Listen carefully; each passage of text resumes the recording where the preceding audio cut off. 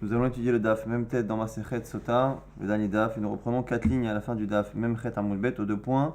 Amar Rabbi Yitzhak, on reprend rapidement ce qu'on a vu hier. Amar Rabbi Yitzhak, Elou ben Adam, She'en Maminim, Bakadosh Baruch Hu, on a dit dans la Mishnah qu'à un moment donné, depuis la destruction du Bet Amikdash, Pasku Anche Amana, se sont arrêtés ce qu'on appelle les gens de Amana. C'est quoi Anche Amana, nous dit ici Rabbi Yitzhak? C'est ceux qui sont Maminim, ceux qui croient, ceux qui ont la vraie foi, la vraie confiance en Hachem. Eh bien, c'est ceux-là qui n'existent plus réellement depuis la destruction du Bet Amikdash. Les Tanya, c'est Moraïta qui dit Rabbi Eliezer Agadol Omer, Kol Miché Shlopat Besalo, tout celui qui a de quoi manger, qui a du pain dans son panier, et Omer Ma'ochal Elemacha, et qui se demande qu'est-ce que je vais avoir à manger demain. C'est-à-dire qu'il a chaque jour de quoi manger, mais à chaque fois il s'inquiète pour le lendemain. Et no Elam Mikatne Amana, il fait partie de ceux qui ont une petitesse au niveau de la Emouna, qui ont une petite foi en Kadosh Baruch Hu.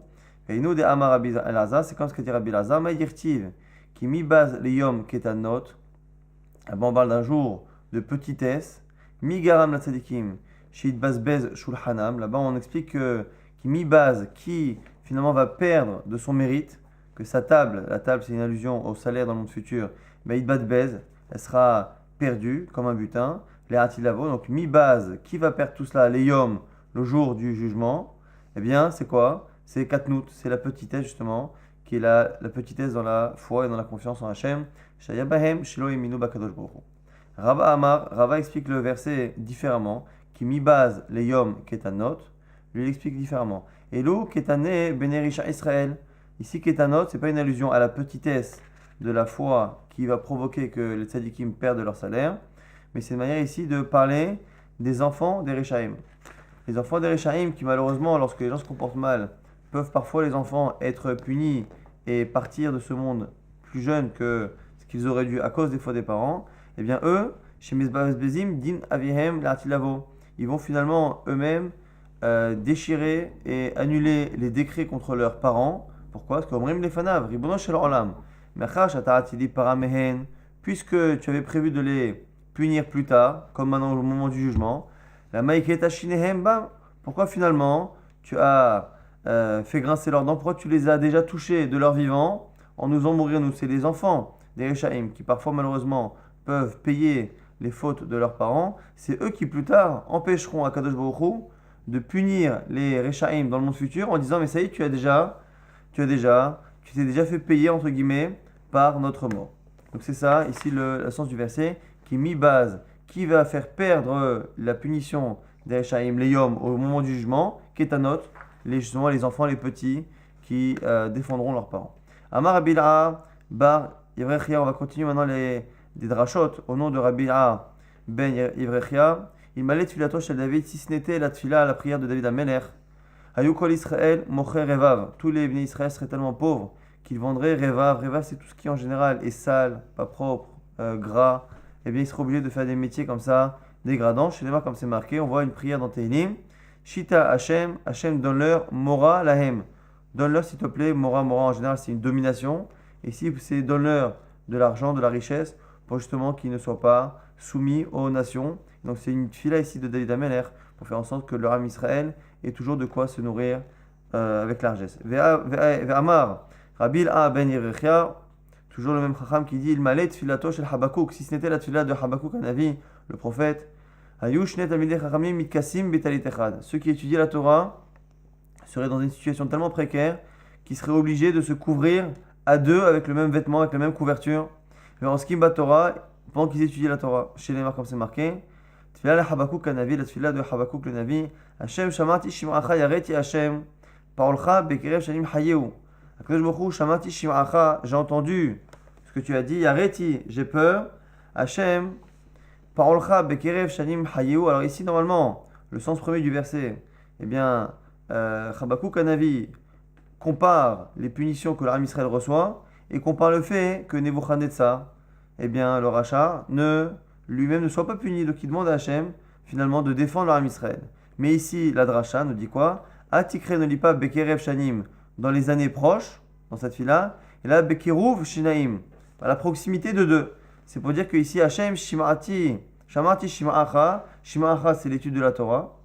Et l'étude de la Torah, je te demande s'il te plaît que finalement, ceux qui étudient Bekerev, shanim, c'est-à-dire Bekirouf Shenaim, qui étudie la Torah dans une pauvreté telle qu'ils sont obligés de se rapprocher tous les deux et de se couvrir sous le même talit, sous la même couverture, eh bien s'il te plaît, Hayihu, fais-les vivre, c'est-à-dire donne-leur la possibilité d'étudier tranquillement.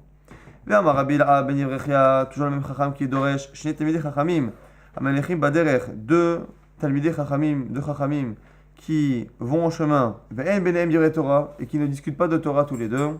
Re'oyim Lisareb Ba'esh, eh bien, ils devraient être brûlés par le feu, Shnema comme c'est marqué, au sujet de Eliaou et de Elisha. Pendant qu'ils marchaient, alors Vedaber, et ils parlaient de Divrei Torah. Veine Rechev Esh, Vesuse Esh, et voici qu'il y a un char de feu et des chevaux de feu. Donc ici, ça vient expliquer, introduire la montée d'Eliaou Navi dans le ciel. Vaya'al Eliaou Bisa'ara Shavaim, c'est à ce moment-là que Eliaou est monté.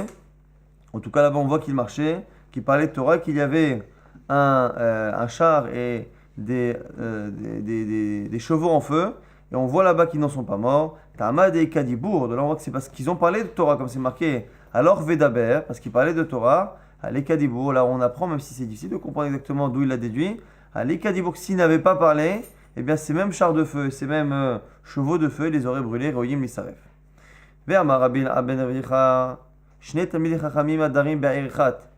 Ve'en Ochim Zelazeh Balacha. Deux Chachamim qui habitent dans la même ville et qui ne discutent pas tous les deux d'Alacha, qui n'étudient pas, qui ne font pas en sorte que chacun profite de l'autre, eh bien, Echad met, Echad golé, un meurt et l'autre sera exilé. D'où on le sait, chez les Mar, et là encore une fois, on déduit d'un sens, non pas le pshat, même, peut-être même pas le drash, peut-être là, on est déjà dans le remez, d'un verset qui parle justement du rotseach, de celui qui tue quelqu'un.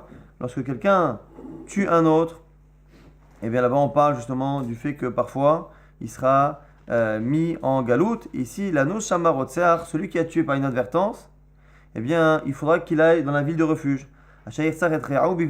Qui doit aller dans la ville de refuge? Celui qui a tué son prochain, Bivli Da'at. Au sens premier, c'est quelqu'un qui a tué son prochain par inadvertance, il doit aller se cacher dans une ville de refuge. Mais là, ici, Da'at, la connaissance, Ve'en Da'at, au lieu de parler de la connaissance, c'est-à-dire qu'il n'a pas conscience d'avoir tué quelqu'un ou de vouloir tuer quelqu'un. Et la Torah, ici, la Da'at, c'est la Torah, chez moi comme c'est marqué, Nidmu, Rami, Mibli Da'at.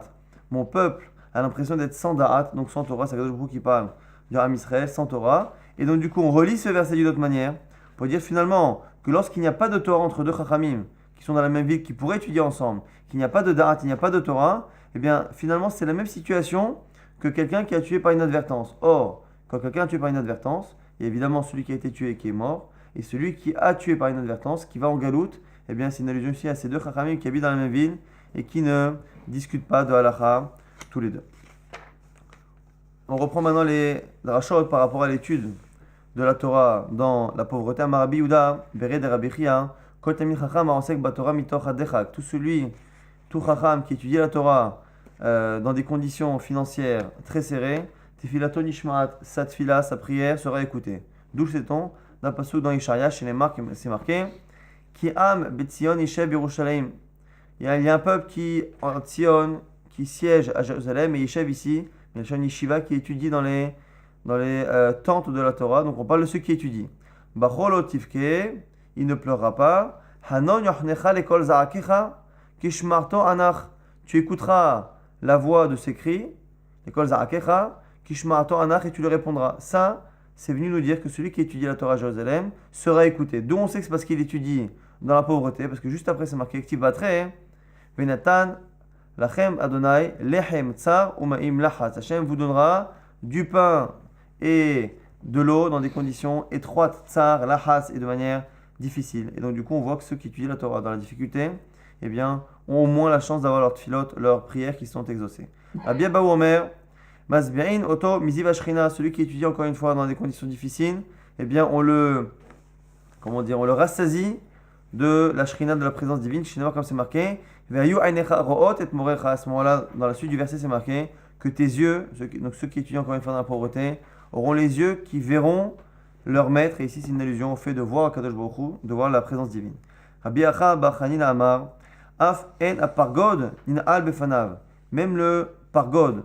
Le pargod, c'est justement cette mechitza qui sépare normalement la shrina du reste et qui sert en général pour nous dire que c'est de là qu'on apprend ce qui va se passer dans la suite. Shamarti, j'ai appris, pargod. J'ai entendu de ce qui était derrière le pargod, donc c'est ce fameux rideau théorique derrière lequel on aurait la connaissance de ce qui va arriver. Et bien ça aussi, ce rideau-là ne se ferme pas, schéma comme c'est marqué. Velo ikanef rod morecha, qu'il ne se cachera pas de toi, morecha ton maître. C'est encore une fois Kadosh Baruch Hu, pour dire que celui qui étudie la Torah dans la difficulté, non seulement il a ces filotes qui sont acceptées, non seulement il voit de ses yeux la présence divine, mais en plus il a cette capacité à avoir à Kadosh Baruch Hu et le dévoilement d'un futur proche qui ne lui est pas caché. Abba Shimon ben Gamliel Omer Mishum Rabbi Yoshua Yom Shehara Bet Hamikdash En Yom She'en Bo Klala. On avait dit dans la Mishnah qu'à partir du moment où le Bet Hamikdash a été détruit, il n'y a pas de jour où il n'y a pas de malédiction. Et on nous dit ici à Marava, Rava nous précise que Bechol Yom Vayom Meruba Kilelato Mishel Chavero. C'est pas la même malédiction qui revient de jour en jour ou qui diminue, au contraire, c'est malheureusement une malédiction qui augmente chaque jour chez Neymar, comme c'est marqué au sujet des klalot, des malédictions qui a marqué dans des varim au sujet du peuple qui n'étudie pas la Torah, qui ne fait pas la Torah comme il faut. Bah Boker Tomar Mi Erev, le matin tu diras que c'était bien le soir, ou bah Erev Tomar Mi Boker, et le soir tu diras que le matin vienne. Alors, de quoi parle-t-on ici? La Gemara a l'air de comprendre qu'en fait c'est une nostalgie. Les choses se passeront malheureusement tellement mal que bah Boker Thomas, le matin tu diras Miten Erev, je souhaite le soir, non pas le soir qui vient, parce que je ne sais pas s'il sera mieux, mais c'était bien hier soir. Mais la suite, et bah Erev, le soir tu diras Miten Boker, je préférais le matin. La Gemara dit Hey Boker, de quel matin on parle? Il est ma Boker del Mahar, si tu parles du lendemain, Miyadar Mayave, comment il peut savoir s'il est mieux? Et là, des halifs, et donc celui qui passe. Ce qui veut dire que finalement, ce qu'on n'aimait pas le matin, on finira par le vouloir le soir, puisque malheureusement, ça se sera aggravé, c'est ce qu'on apprend ici. Bah, Boker Thomas Miten Erev, le matin, la malédiction, tu préféreras que ce soit comme hier soir. Et le matin, là où tu te plains, eh bien ce soir, tu demanderas que ça redevienne au moins comme c'était ce matin. Donc ce qui actuellement ne te plaît pas et est difficile à supporter, eh bien malheureusement ce soir, ce sera quelque chose que tu souhaiteras avoir, ce qui prouve finalement qu'il y aurait une aggravation de cette cas-là. Vela alma amay kamekem, la Gemara si c'est comment le monde tient, puisque finalement la malédiction sur le monde ne fait qu'augmenter et les jours passent, normalement le monde ne devrait pas tenir. La Gemara répond quelque chose de très étonnant. Akdusha des sidra, aye shemer rabba de agata, sur deux choses. Ce qu'on appelle kedusha des sidra, la kedusha que l'on dit quand on dit Uvalet Sion, la kedusha que l'on dit en hébreu et en araméen qu'on dit la takadosh chet ehilo Yisrael kazé vezerama, on dit kadosh kadosh, après on dit vetseni ruach vaishma hagash gadol. Donc et la suite. Hashem Mimloch l'Olam Hashem Malchute Kaim La'alam U'La'al Malmaya. Donc c'est finalement la Kedusha classique traduite en araméen, ce qu'on appelle Kedusha des Sidra, le Seder, la Kedusha qui est qui est organisée des Sidra, et un autre Seder c'est quoi? C'est Yehe Shemer Rabba, c'est ce que l'on répond quand on fait le Kaddish sur les Agadot, sur les histoires du Shas, sur l'histoire du Midrash. On fait un Kaddish à l'Israël, essentiellement là-dessus. Et la tefila le plus important à ce moment-là, c'est lorsqu'on répond Amen, Yehi, Shemer, Rabam, Vara, Bechol Koro, avec toute la force et toute la kavana. Et c'est ces deux choses qui permettent que le monde subsiste, alors que finalement, techniquement, il y a une malédiction qui s'aggrave chaque jour chez Neymar, comme c'est marqué Eretz, Aifata, Kemo, Ofel, Salmavet, Velos Darim. Une terre qui est désolée, Kemo, Ofel, comme si elle était sans lumière, Salmavet, Velos, Sedarim, parce qu'elle n'a pas de Sedarim, elle n'a pas de Seder, donc d'organisation. Et c'est quoi ces Sedarim? C'est les Sedarim justement du Kaddish des Agadot et de la Kedusha des Sidra, encore Sedarim. De là on apprend que finalement, pourquoi la terre elle est comme ça? Parce qu'il n'y a pas de Sedarim. Ayesh Darim, s'il y a les Sedarim dans la Kedusha des Sidra et les Yeheshemer Rabba d'Agata, Tofia Mehofel, et bien la terre elle sort de cette obscurité. C'est ça qui sauve finalement la terre. On reprend la Mishnah qui disait que Velo Yarad Tal Livracha Venital Ta'am Perot. On avait dit que le goût des perot ou le gras des fruits ou le goût des fruits était parti. On a ici une braïta qui change un tout petit peu la Mishnah. Tanya, Rabbi Shimon ben Elazar Omer, Tahara Bitla Ta'am Areach. C'est la pureté, le fait que la pureté ait disparu du peuple qui a annulé finalement le goût des fruits. Et Maaser, et c'est le fait de ne pas forcément faire attention au prélèvement sur les fruits et tout ça, que Bitel, Shuman Dagan, qui a fait perdre finalement le gras de la récolte de blé, c'est-à-dire que le blé n'a plus donné finalement des graines comme c'était le cas avant, à cause de l'arrêt justement du Maaser. Par rapport justement à Reach HaPerot, on a ici une histoire qui en plus va nous apprendre un peu ce que ça veut dire que Batel, ce que l'odeur des fruits a disparu. Ravuna, Ashkar Tomarta, des Chinonita. Ravuna un jour il a trouvé une tamra, donc il a trouvé une date, des Chinonita qui avait justement cette bonne odeur dont on parlait. Chakla, donc il l'a prise, Kachab Isudare, il l'a mise dans un tissu. Ata Rabba Béré, son fils, qui s'appelait Rabba, est venu. Amalé, il a dit Mohina Reha Nehinonita. Je sens l'odeur de la fameuse date Hunenita. Amalé, il a dit Béni, Tahora Yeshbecha. Il y a encore de la pureté chez toi. De là, va apprendre certains commentaires que lorsqu'on dit qu'à cause de la pureté qui a disparu, l'odeur est annulée, c'est pas que l'odeur des fruits a changé, c'est que l'homme n'avait plus la capacité à le sentir. Lorsqu'il a vu que son fils avait senti l'odeur, il a dit toi tu as encore la Tahora. Yahava Nihale, et il lui a donné. Donc Ravuna a donné à son fils Rabba sa date. Adeachi Ata Ababere, et maintenant est venu le petit-fils, donc le fils de Rabba. Chacun Yahava Nihale, et il lui a donné. Amarle, le grand-père a dit à ce moment-là à son fils Béni, si Martha et Libi, au début tu as égayé mon cœur quand j'ai vu que tu avais le niveau de sentir encore les odeurs des fruits, ce Réartov. Vikheta et Shinai, finalement tu m'as contrarié après en donnant à ton fils plutôt que de me le redonner à moi. Donc finalement tu préfères ton fils à moi. Aïnou Damrinche, la Gemara a conclu, c'est ce que les gens ont l'habitude de dire l'adage connu Hamed et Abba Abene, un père a toujours la miséricorde et envie de donner à son fils. Hamed Ibne, et en échange, l'amour et la miséricorde de son fils ne retournent pas à son père, mais à son propre fils, donc le petit-fils. Hamed Ibne, Abne d'avouer à ses fils qu'il va avoir, ce qui veut dire que ce que l'on donne en général aux enfants, eh bien, ils vont plus le rendre à leurs propres enfants que le rendre à leur père. Et on profite de cette histoire pour en parler. Rabbi Achaba Yaakov, Itapalbe Ber Yaakov, Barbarte. On a ici Rabbi Achaba Yaakov qui a éduqué finalement son petit-fils. Donc son petit-fils, qui était Rabbi Yaakov, le fils de sa fille, qui Gadal, un jour lorsque son petit-fils a grandi, Amalé lui a dit Ashkriyan Maya, s'il te plaît, serre-moi de l'eau. Amalé lui a répondu La verachana, mais je ne suis pas ton fils. De là, la Gemara me dit Vainu Damrinche, c'est ce que les gens disent Rebe, fais-moi grandir. Barbartachana, mais le jour où tu me demandes quelque chose, je te dirai que je suis finalement que le fils de ta fille, je ne suis pas ton fils. On voit que finalement, même lorsque c'est le petit-fils, lorsque l'enfant que l'on a éduqué n'est pas forcément le nôtre, eh bien, il n'y a pas forcément une akaratatov, un remerciement qui est aussi total que lorsque c'est le fils biologique. Nouvelle Mishnah ici, Poulmous, chez l'Aspasianos, ici on va parler de toutes les choses comme on a parlé de la chute du Beth Amikdash, on a parlé de tout ce qui a été perdu au niveau spirituel dans le peuple. Et bien ici on va parler maintenant de tout ce que les Chachamim ont interdit comme réjouissance à partir du moment où le Beth Amikdash a été détruit, justement pour se rendre compte que le Beth Amikdash qui a été détruit n'est pas forcément qu'une perte physique, matérielle, c'est surtout une perte spirituelle et donc du coup on a arrêté de se réjouir comme avant. Alors ici on va parler de deux étapes, que d'abord la première guerre avec Aspasianus, le Romain, eh bien, qui a entraîné au final la destruction du temple, Gazrou, Al-Atrot, Hatanim. On a arrêté d'embellir le Hatan avec ce qu'on appelle Atarot, des couronnes, les couronnes des Hatanim, la Gemara expliquera ce que c'est. Et là, Hirous est pareil, c'est aussi, ici Hirous c'est un instrument de musique qu'on utilisait, on a interdit de l'utiliser. À Poulmouche, c'est Titus, lorsque la guerre s'est renforcée, ici Titus a priori selon les Tosfot et selon beaucoup de commentaires, c'est le fils d'Aspasianus qui a continué la guerre contre Jérusalem. Lorsque la guerre s'est renforcée, et bien à ce moment-là, Gazrou, Alatrot, Kalot. On a même interdit d'utiliser les couronnes que l'on mettait aux jeunes mariés femmes. Au début, on a fait aux hommes, maintenant même aux femmes. Vishelo, Ilamed, Adam, et Beno Ivanit. Et on interdit aux enfants, aux gens d'apprendre à leurs fils le grec.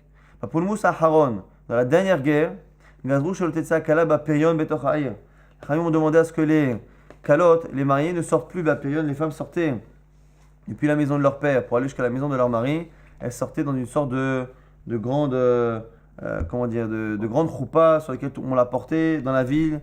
C'était quelque chose de très très kavod, très respectable. Ça aussi ils l'ont annulé. Verabotenu et Tiro. Et les Chachamim après ont autorisé. J'étais ça Kalab Payon Betochaïr. On verra pourquoi les Chachamim ont finalement autorisé ce que les premiers avaient annulé. Mishemet Rabbi Meir, et on reprend maintenant là ici la Yeridat Adorot, plus forcément à cause du Beth Amikdash, mais que petit à petit on est en train de nous dire qu'avec les générations, certains sont partis qui ont fait partir avec eux une mida, une qualité. Ce qui ne veut pas dire que la qualité a totalement disparu, mais qu'en tout cas, cette qualité-là, dans sa version d'origine la plus pure, a disparu.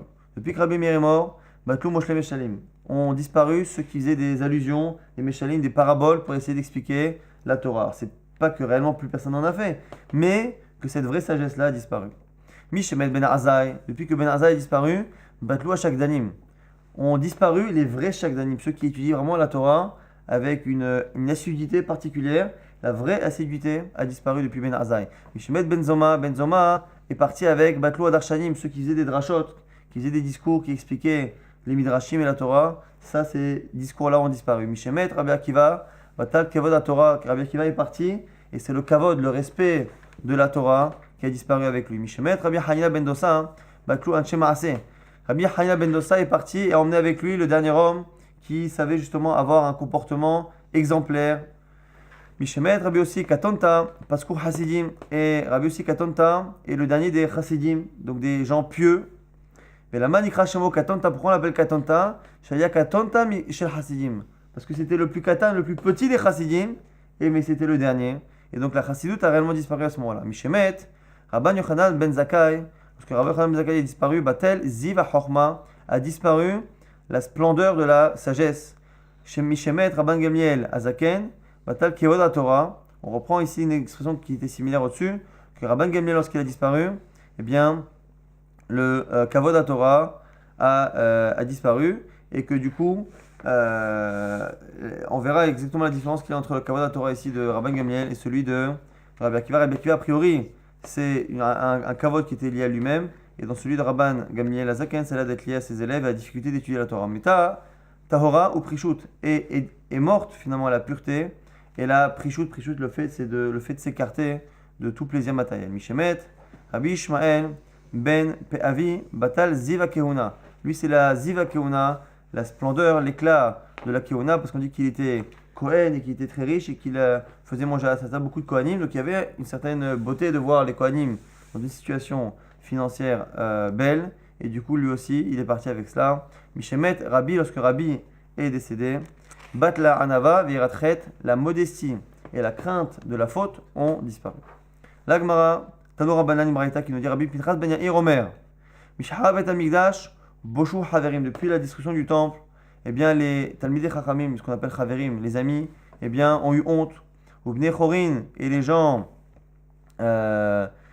qui étaient Miyuchasim, qui étaient de bonne famille, Vehafu Rosham, et ils ont finalement comment dire, c'est l'expression Hafou que l'on utilise pour Aman. Oufne Aman Hafou, lorsque il a vu que tout était en train de partir, eh bien ils ont eu finalement une phase qui a été dépitée, on va dire. Veni Daldelu Anshe Maaseh, et se sont appauvris les tzadikim, les gens qui se comportaient bien. Vegavru Balei Zora ou Balei Lashon, et c'est ceux qui avaient la force, le bras fort, donc qui étaient puissants et qui avaient la langue pendue et qui avaient en plus cette capacité-là à être orgueilleux et à être hazoufim, à être insolent, on va dire, eh bien ceux-là, c'est eux qui ont pris le pouvoir. Ve'en doresh, ve'en mevakesh. Et personne n'est là finalement pour demander demander quelque chose pour la Torah et pour les Talmidei Chachamim.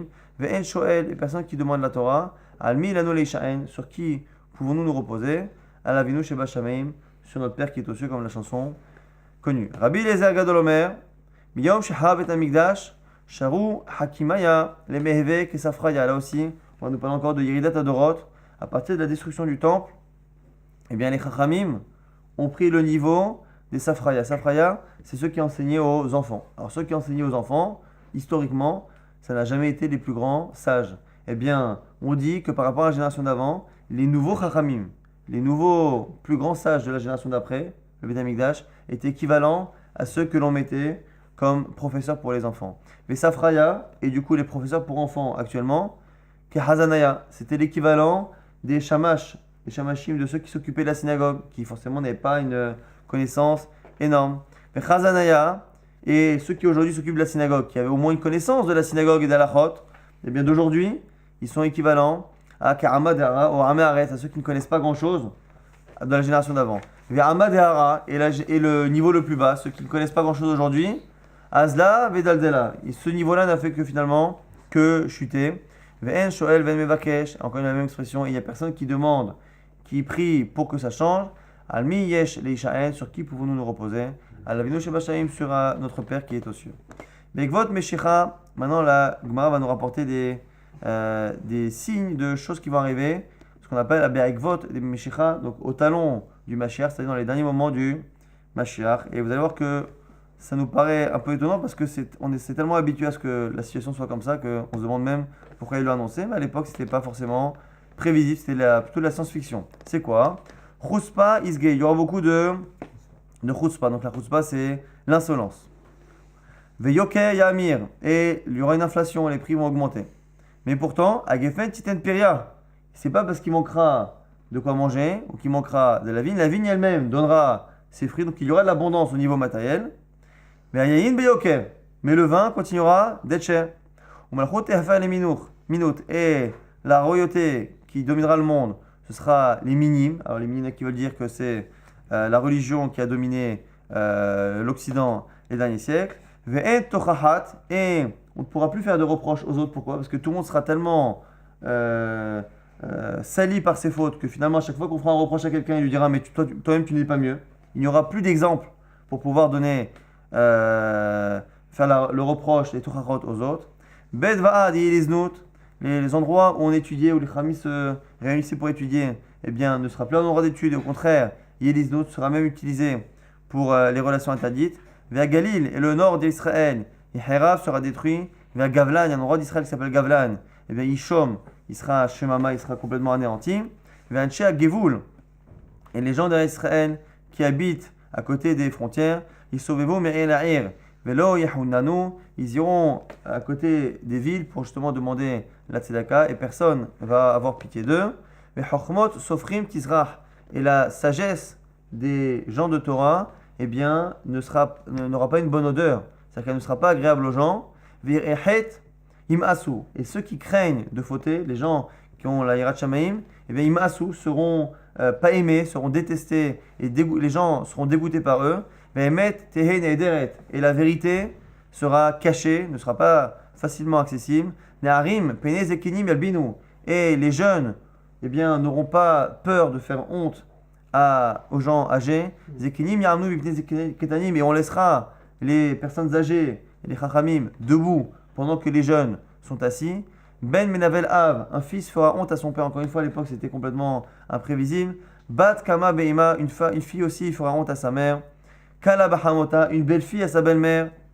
Oive Ish Ancheveto, et les ennemis d'un homme seront les gens de sa maison. Ce sera sa femme et ses enfants qui lui feront le plus de malheur.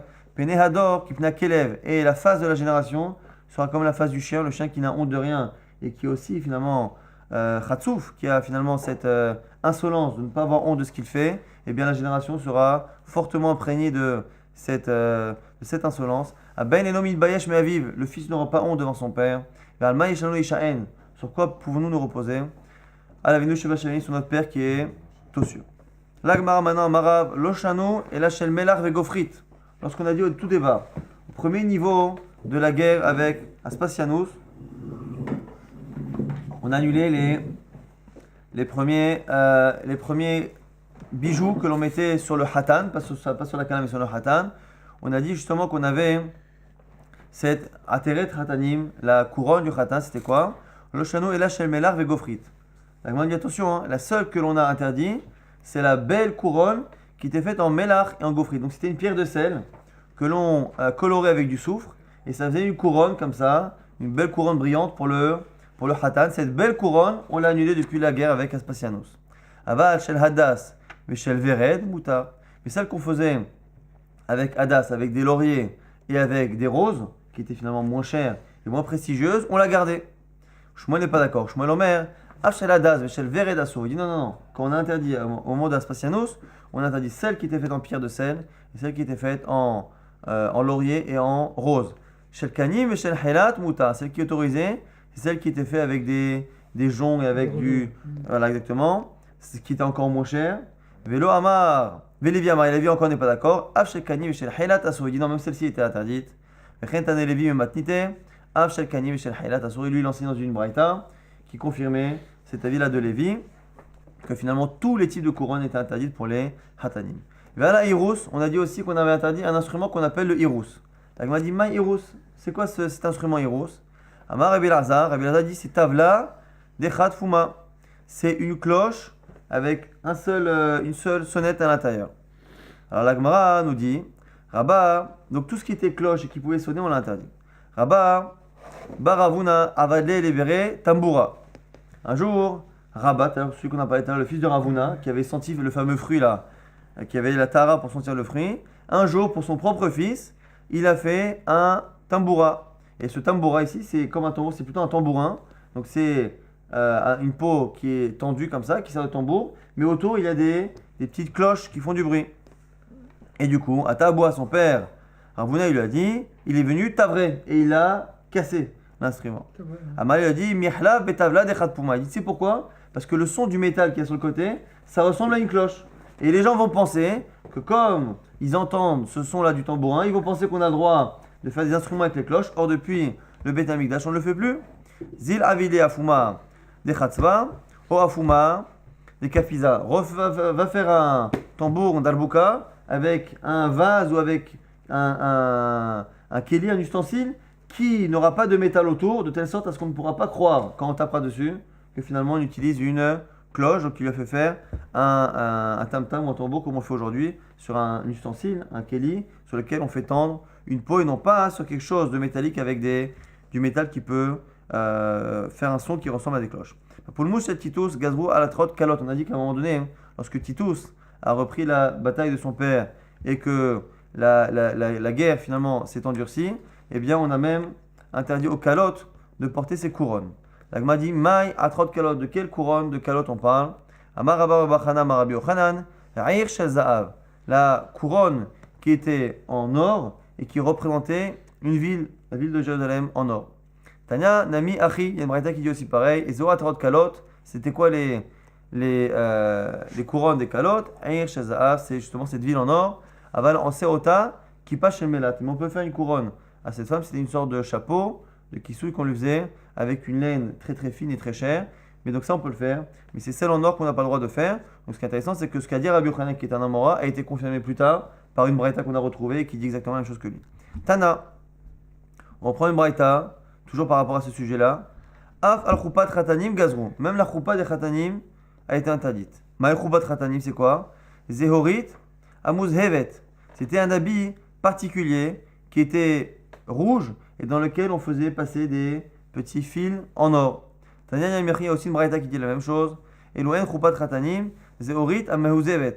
Zehorit, c'est quelque chose de rouge, donc c'est l'habit qui est rouge. Amehouzevet, qui est doré, ou dans lequel on a mis des dorures, donc c'est ce vêtement qui est rouge, dans lequel on faisait passer des fils d'or. Avalancer papirit, vetoleba, kol mashi irtse. Mais par contre, on peut faire ce même vêtement-là avec quelque chose de pauvre, comme ici des canimes, des joncs ou des choses qui sont des ustensiles qui sont des matériaux qui sont assez pauvres, et par contre après on peut y accrocher de l'or comme on veut. Mais par contre que l'habit lui-même soit dès le départ rouge, qui est une couleur assez luxueuse, et en plus qui soit directement inclus dedans des fils d'or, ça c'est interdit. C'est une choupa tradie, c'est pas marqué dans la Mishnah mais c'est rapporté dans la Braïta que c'était interdit depuis la guerre avec Titus. Mais chez l'eau Yelamed et Beno Yevanit, parmi les Xarot, on a interdit aux gens d'apprendre à leur fils le grec. Tanora Banan, on va nous expliquer pourquoi. C'est une braïta qui explique la guerre qu'il y a eu à l'époque avec les Romains. Lorsqu'il y a eu la guerre entre les Hashmonaïm qui ont pris le pouvoir au moment de Hanouka, vers la fin ne se sont pas comportés comme il faut parce qu'ils ont pris la Keuna et ils ont pris en même temps la royauté et donc du coup ne se sont pas comportés comme il faut. Et du coup, il y a une partie de Hashmonaïm qui, pour s'opposer à l'autre partie des Hashmonaïm, a pactisé avec l'ennemi. Donc Aya, Orkenos, Bachutz, les deux frères qui se disputaient la royauté, et Orkenos était à l'extérieur avec les Romains. Aristoblous et son frère Aristoblous, avec qui il était en guerre, Mbifnim était à l'intérieur de Jérusalem, qui était assiégé. Les gens qui étaient à l'intérieur faisaient transférer par l'extérieur. La seule relation, on va dire, correcte qu'ils avaient, c'était que les gens de l'intérieur donnaient de l'argent à ceux de l'extérieur. Pour ceux de l'extérieur, leur donne un animal pour qu'ils puissent faire le korban, les sacrifices au Beth Amikdash. C'était la seule chose sur laquelle ils s'étaient mis d'accord. Et leur apporter le Korban Tamid qui finalement arrangeait tout leur Am Israël, ceux qui étaient à l'intérieur de Jérusalem, ceux qui étaient à l'extérieur de Jérusalem. Donc du coup, il y avait une entente que ceux de l'intérieur payaient et ceux de l'extérieur donnaient les animaux. Hayasham, Zaken Echad, Shaya Makir Bechormat Yevanit. Il y avait à l'époque un vieux, en général Zaken c'est un sage, mais ici ça peut pas être vraiment un sage, mais quelqu'un qui connaissait ce qu'on appelle la Chorma Yevanit. Chorma Yevanit, c'est pas que la langue grecque, c'était une manière de parler sans dire de mots et par allusion, par signe. La Az Lahem Bechormat Yevanit. Et comme ça, il s'est adressé à ceux qui étaient à l'extérieur.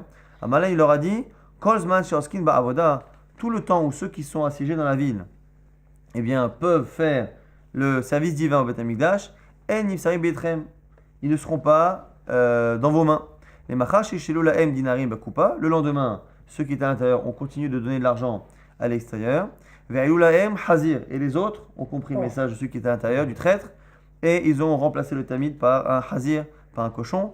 Kivan Shegal Hati Homa, Naat Tzipornav, lorsqu'il arrivait qu'à la moitié de la Homa de la muraille de Jérusalem, Naat Tzipornav, ici on parle de Tzipornaim, des ongles de la barrière, de la muraille elle-même, Menizdar Zar Eretz Israël, et c'est comme si la taille d'Israël avait tremblé, Arba Meot par ça, sur 400 par Saot, Otasha Amrou, et ce jour-là on a dit, Arou Adam Shegadel Hazirim, malheur à l'homme qui va élever des cochons.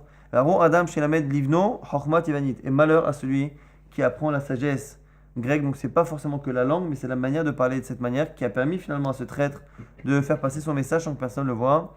Vers l'Ota Shana et cette année-là, Shanil on a dit Maase Uba Romer Migagot Tzrifim Ushta Alechem Bibikat Ain Socher. Normalement, le Korban Romer qu'on a porté, eh bien, et les deux pains qu'on a portés à l'époque de Shavuot, on les a portés normalement d'un endroit qui était proche de Jérusalem.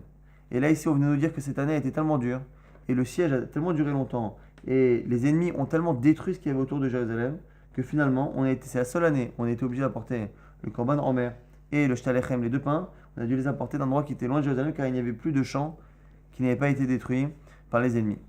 Et donc du coup, la Gemara dit Eni ve'a marabi be'er Israël la chante sourcil.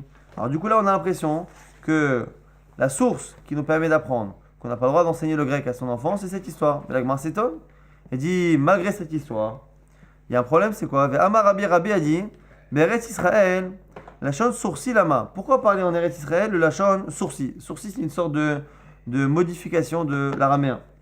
Et là, il a chante la Kodesh. En Israël, soit tu parles l'hébreu, il est chante Yevanit, soit tu parles le grec, parce que le grec c'est connu comme étant la plus belle langue après l'hébreu, dans le Lachon de nos sages toujours.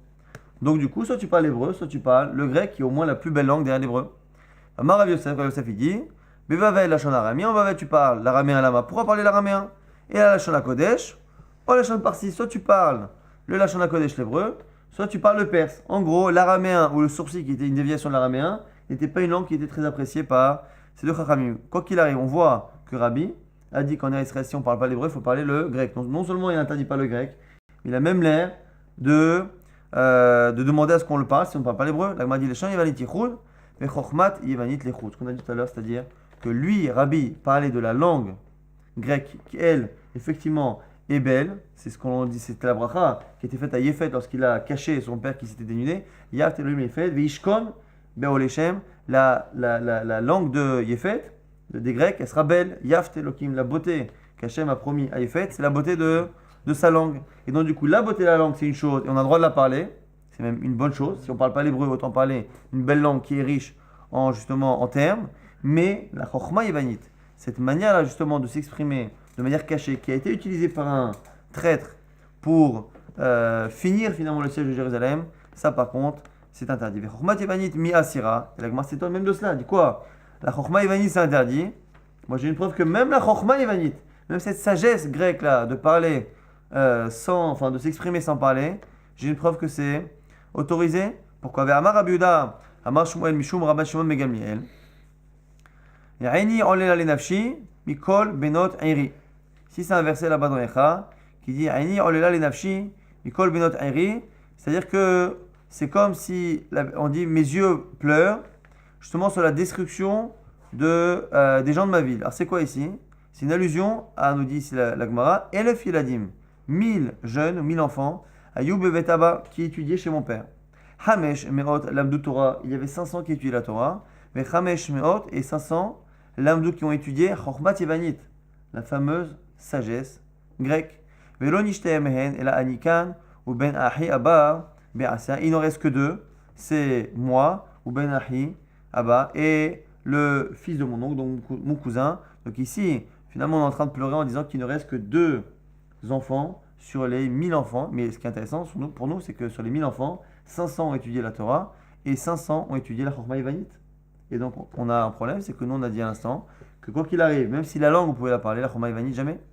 Elle m'a dit, Shané, chez le Bet Rabban Gamliel, Dekrovin la Malchut Avo. C'est différent. Rabban Gamliel, qui était le dirigeant du Ram Israël et qui, étant proche de la royauté non juive, était contraint d'apprendre finalement les langues et les minagim, les coutumes qui étaient à la cour du roi, et du coup ils étaient obligés entre autres d'apprendre la Chochma Yevanit. Et la Gemara ici va nous prouver que parfois quelque chose qui est interdit à la base peut être permis pour quelqu'un qui habite auprès ou qui vit auprès du roi, des Tanya Sembraïta, mais ça perd commis. Arezé Midarka Mori. Il y a une certaine coupe, les gens laissaient pousser les cheveux pendant un certain temps et après faisaient une sorte de coupe au bol qui était interdite. Pourquoi ? Parce que c'était Midarka Mori, c'était l'habitude des gens, les Moréens, qui étaient un peuple d'Avodah Zara, et la Torah n'a pas voulu qu'on fasse leurs habitudes. Et pourtant, Avtulus ben Reuven, il y avait un personnage qui s'appelait Avtulus ben Reuven, et Tiro les saper commis, on lui a laissé faire cette coupe-là.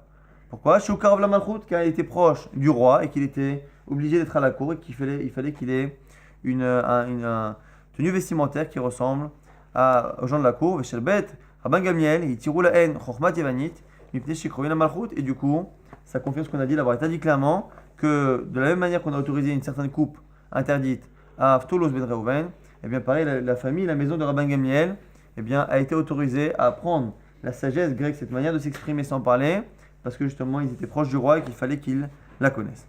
Pour le Moussa, Haran Gazrou Shelot et Sekalaba, période on dit au départ, à la toute fin, pour la dernière bataille, on a interdit aux calottes de sortir bien période, donc on les faisait sortir sur une choupa qu'on portait comme ça dans la rue depuis la maison de leur père jusqu'à la maison du nouveau mari, et on a interdit cela parce que c'était une source de kavod, et après on a dit que les Chachamim ont autorisé.